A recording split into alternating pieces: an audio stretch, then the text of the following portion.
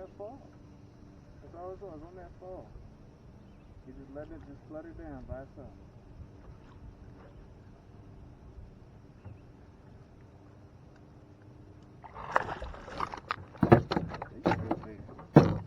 Hey guys, what's going on? Welcome back to SMD Fishing.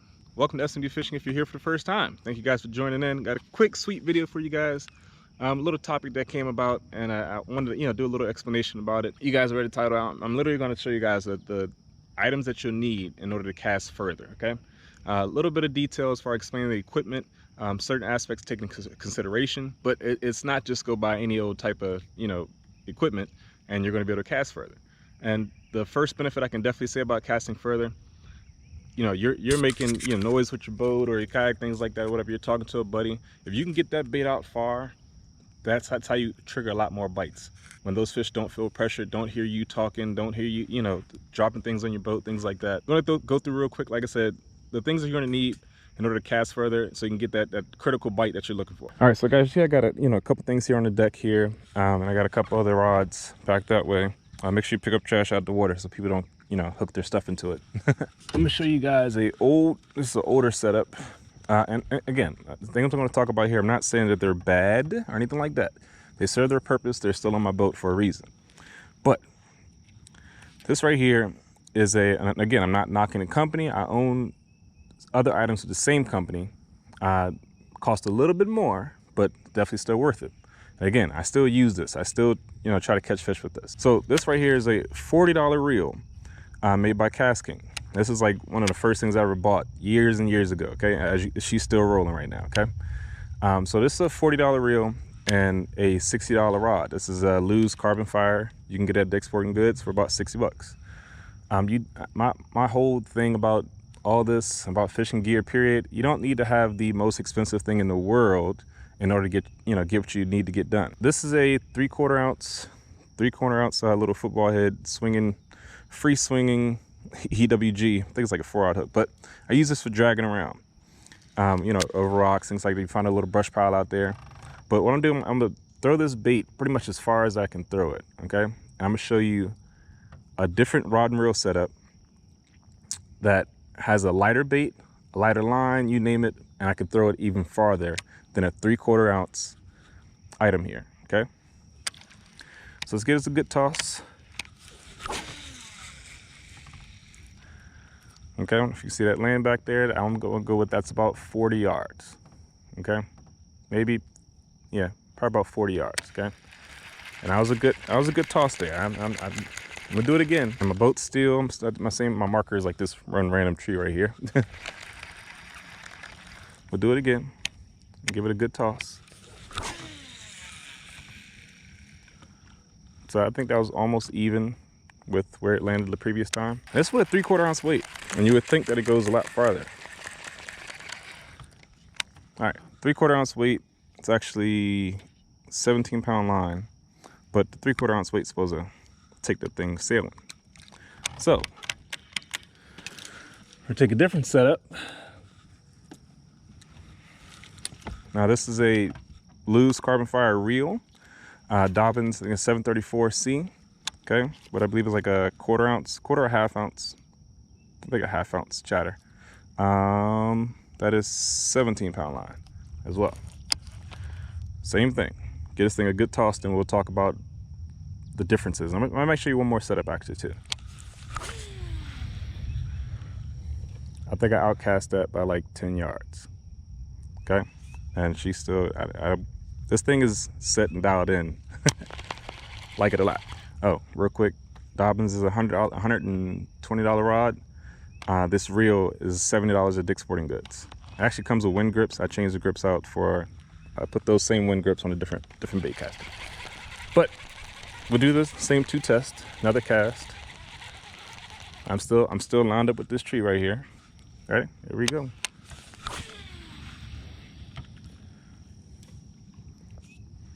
That's definitely further than that 3/4 ounce setup. Again, we're still good.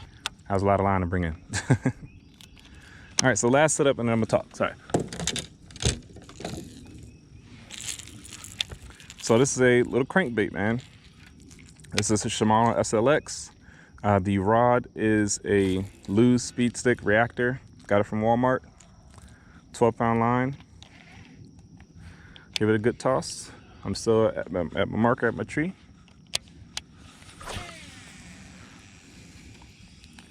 That looked like it went, if not as far as a 3/4 ounce one.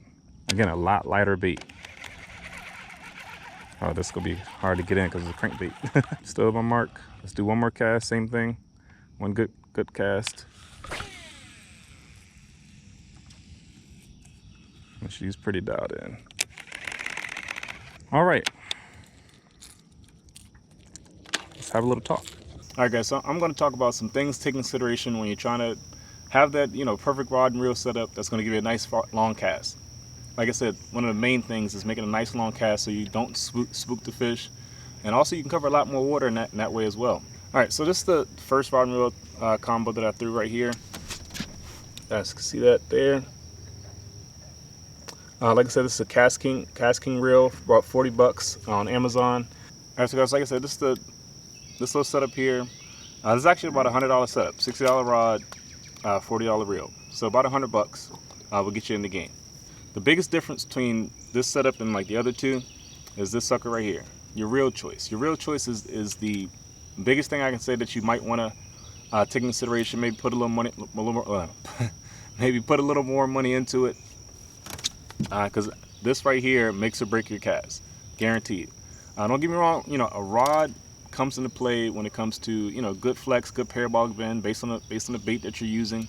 But if you just want a good long cast, your standard 7'2" medium heavy rod would do just fine. I can literally, matter of fact, all these are, I think this is 7'3", this is 7'2", and this one right here is 7 foot flat. Like I said, one of your major differences. So at this moment, this is my lowest combo or lowest priced reel. Spend a little more money, get a little more quality out of your cast, out of your reel, out of your equipment. Again, I'm not saying you got to go crazy where you got a $200 reel and a $200 rod. Not saying that, but I would say put more money into your reel. Like I said on this one right here, this setup right here, this is a $70 reel, Lew's Carbon Fire, Dick's Sporting Goods, or you can get it online. When I say that, when I started picking up, gear that, especially the reels, when the reels started hitting about $60 to about $60 to $80 or 60 and above, I guess you would say, you can see the quality just spike. You can see your casts go a lot further, a lot easier. Dialing it in, getting it squared away, no problem. Like I can literally, I'll show you right here real time.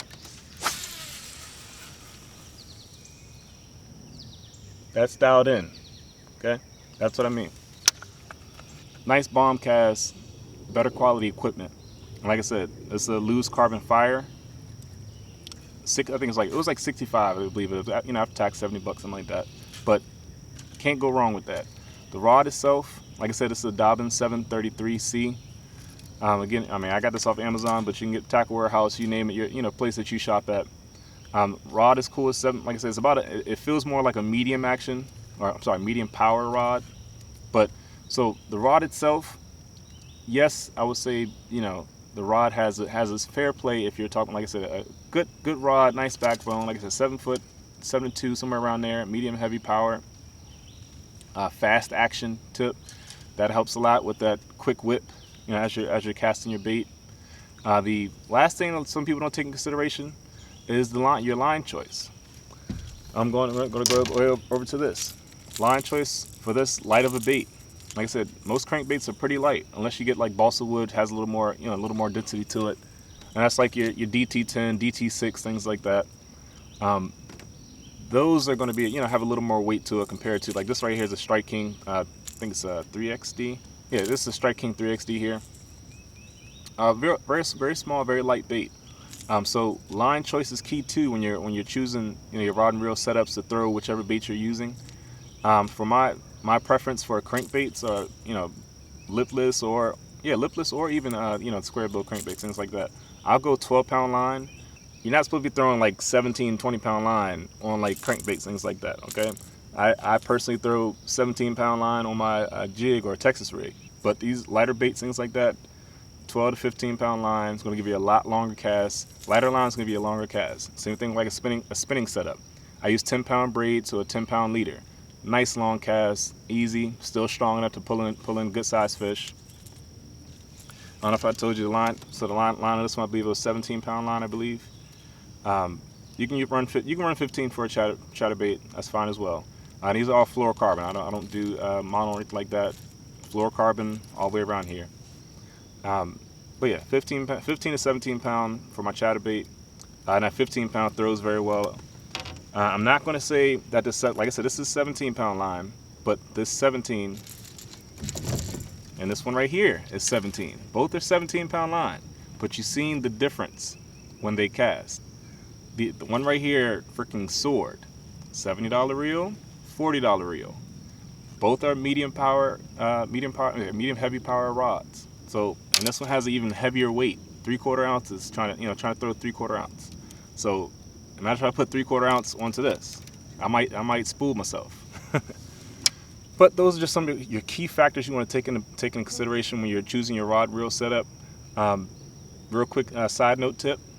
I'm not saying you must expend an expensive amount on your rod. Like I said, you get a decent 7-foot 7.2 medium heavy power rod, and that'll do you just fine. Like I said, this Carbon Fire here, Carbon Fire, $60 at Dick's Sporting Goods. Man, I got a couple of them.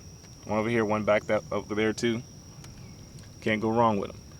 And I use those mainly for my moving baits. Worried about sensitivity on bottom contact baits. But that's it, guys. I'm not saying you guys spend crazy amounts, but I would spend a little more between that $60 to $100 range. I'm sorry if I didn't mention the Shimano Slx is $100 on the dot. I actually just bought a Abu Garcia Revo X, I believe it is. Same price point. They're supposed to be competitive, so I might make a little versus video for that one. See which one I like better. Don't get me wrong, I like this a lot, but I got another rod and reel setup that I'm gonna put that one on. So Shimano Slx, that's about $100 price point. Stepping down, that is I'm not saying stepping down quality. I still like this a lot. That's a loose Carbon Fire reel. This is I believe 7.2 to 1, somewhere around there, maybe 7.3 to 1 gear ratio reel. Yeah, I'm sorry, 7.5 to 1, just read it. 7.5 to 1 gear ratio reel. Yeah, 7.5 to 1 gear ratio reel there. I like this one a lot. I'm not calling anyone better than the other, but let's get a little closer look. Like I said, it's Shimano SLX. That sucker is, I think, 8.2 to 1, somewhere around there. Yep, 8.2 to 1 reel. And the first one I was throwing earlier, like I said, it's a Cast King Royal Legend, and I believe this one is a 7.3 to 1, somewhere around there. Now that's just a quick rundown of things you want to take in consideration when you want to consider a rod and reel setup that you want to cast further. Okay, so there's a whole nother ball game when you're talking about pitching and flipping rods, okay, or rod and reel setups. If you guys want to make a video on that, I can as well, or deep cranking rod setups, or your spinning setups. Let me know down in the comment section below, what you guys might want to learn about, things like that. If you had questions about it, I have no problem making a quick video for you guys. I always enjoy helping people out. So thank you guys for watching. I do appreciate it. If you like this video, give it a thumbs up, share it with a friend, share it with a buddy who's been debating on that, going back and forth with the buy, things like that. Again, like I said, it's very important to make a nice long cast, and you can't beat these items here. Especially I feel like they're all budget friendly, as you can save up, cut some grass, you name it. They're not crazy expensive, as you guys may know in the fishing world. But that's that. Like I said, if you guys got any questions, definitely leave a comment down below. I'll be sure to answer it. Like I said, I might even make a video for you. But again, thank you guys for watching. See you guys next time out on the water. Peace.